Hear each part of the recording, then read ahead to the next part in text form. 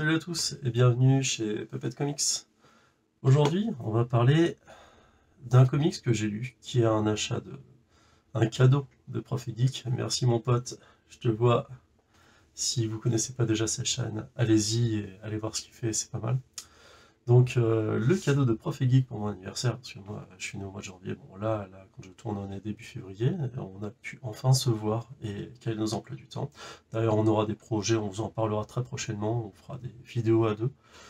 Mais ça, on vous en parlera dans un peu plus de temps, quand on aura fini de caler les choses et quand on aura commencé à produire quelque chose. Hein, parce que le plus dur, c'est d'accorder nos emplois du temps. Alors, qu'est-ce qu'il m'a offert? Ce petit coquin m'a offert ça. Donc, ce Department of Truth, le département de la vérité. Donc, c'est sorti, je crois, entre 2020 et 2021 aux États-Unis, et c'est sorti ce janvier 2022 chez Urban Comics.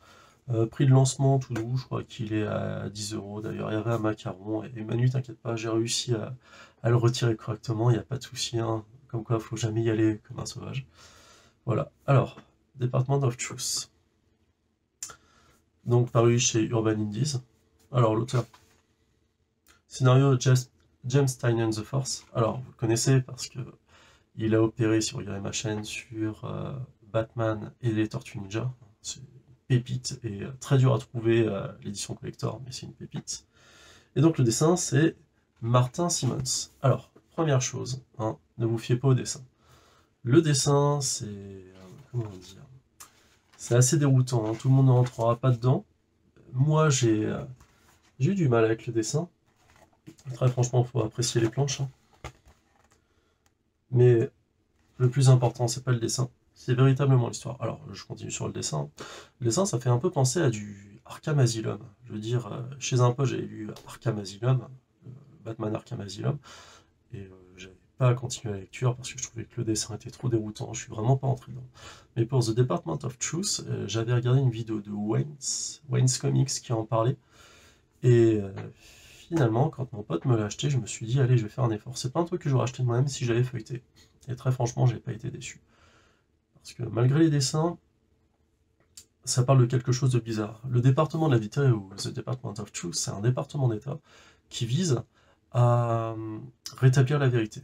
Parce qu'apparemment, toutes les fables complotistes, toutes les légendes urbaines autour des complotistes et autres commencent à devenir réelles, parce que plus les gens le pensent, plus ça devient une vérité. Et finalement, on a quelques petites références aux platistes, et autre chose, aux reptiliens. Voilà. Bon, d'ailleurs, il y a une très bonne série sur Netflix qui parle de toutes ces théories du complot.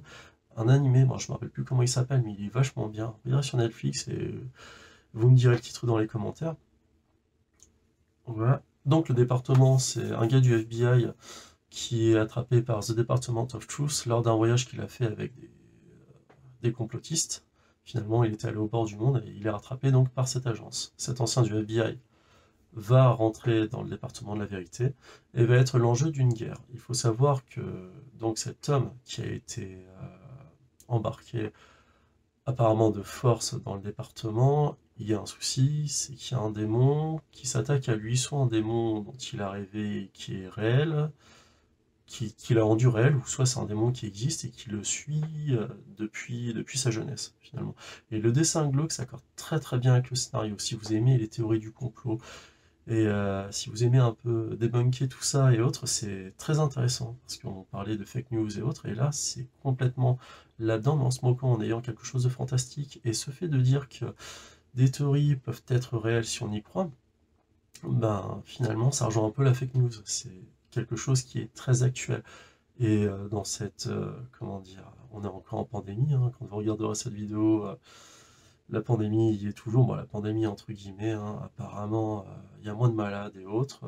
Moi je pense que c'est une maladie, qu'elle est dangereuse pour tout le monde, c'est mon opinion, et qu'il faut faire attention à respecter les gestes barrières et tout ça en tant qu'enseignant. Je fais attention, je veux protéger tout le monde et tout ça, bon, enfin bref, passons, hein, je digresse un peu. Pour The Department of Truth, je pense qu'il n'a jamais été aussi vrai dans une société d'information de savoir quelles étaient les bonnes et les mauvaises informations. Et finalement, le fait que des mauvaises informations, des trucs qui ne sont pas vérifiés, qui sont lancés comme ça, comme des légendes urbaines, et que les gens commencent à y croire, et que finalement ça crée une réalité tangible, c'est très intéressant. Finalement, ça mêle quoi avec ce pouvoir de suggestion? Ça mêle du fantastique au contemporain. Et finalement, ce département qui doit mettre fin à des menaces qui deviennent réelles parce que les gens les croient réelles, c'est impressionnant. À savoir qu'il y a aussi un antagoniste à ce département de la vérité, c'est Black Hat, donc le chapeau noir. Le chapeau noir qui, lui, son but est de rendre tangible toutes ces théories du complot, toutes ces contre-vérités, toutes ces fake news. Donc finalement, de rendre réels les Illuminati, les reptiliens, la Terre plate, et ce genre de choses. Et tout ça dans un, comment dire, sous-titre démocratique. Alors là, ce que je vous dis, c'est ce que j'ai pu ressentir sur le premier tome, parce que là, pour le moment, il n'y a que le premier tome qui est sorti, et je ne les lis pas en VO. Mais je pense que c'est une lecture qui peut être très très intéressante et enrichissante. C'est vraiment dans le débat actuel. Hein, et je ne sais pas s'il y aura des mangeurs de chauves-souris, des mangeurs de pangolins qui feront que finalement le Covid ça a été une réalité parce que les gens l'ont pensé ou autre, ça pourrait être marrant de le voir. D'ailleurs, South Park, ils ont fait des épisodes exceptionnels sur la pandémie, il faudrait que vous les voyiez. Dans tous les cas, Department of Truth, moi je pense que je vais le suivre, malgré le dessin, et je trouve ça très intéressant. Vous me direz ce que vous en pensez, si vous l'avez lu ou pas, ou si vous comptez le lire.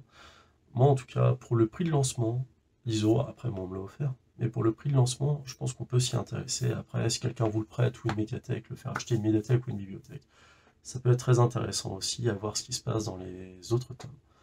Voilà, c'est tout pour aujourd'hui, je vous souhaite une bonne journée ou une bonne soirée, je vous dis à bientôt, salut!